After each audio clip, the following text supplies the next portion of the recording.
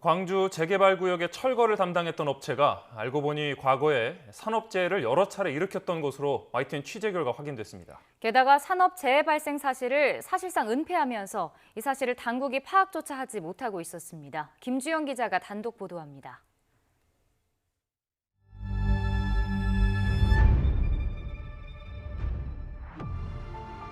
사망자 9명, 부상자 8명을 낳았던 광주 재개발구역 붕괴 사고. 대기업으로부터 하청을 받아 철거 업무를 맡은 건 한솔 기업입니다. 이미 불법 하도급 혐의 등으로 경찰 수사를 받고 있습니다. 피해자분께 혹시 하실 말씀 없으십니까?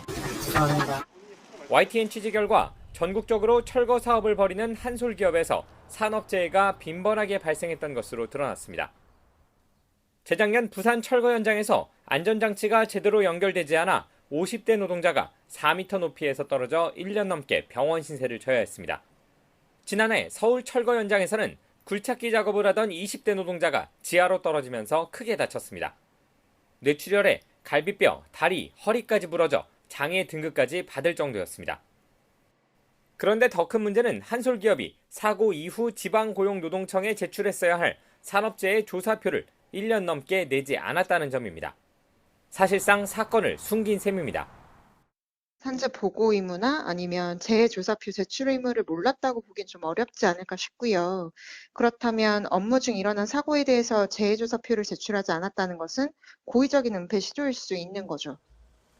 더구나 산재 조사표를 관리해야 할 지방고용노동청은 표를 내지 않은 사실조차 알지 못하고 있다가 국회에서 확인 요청이 들어간 뒤에서야 파악했습니다. 해당 노동청 관계자는 모든 산재와 산재표 제출 여부를 일일이 확인하기는 사실상 불가능하다고 해명했습니다.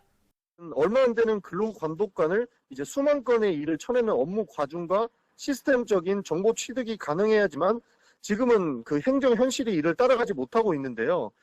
산재 관련 통합 행정과 인력 보완 논의를 해나가야 될 것이라고 보고 있습니다.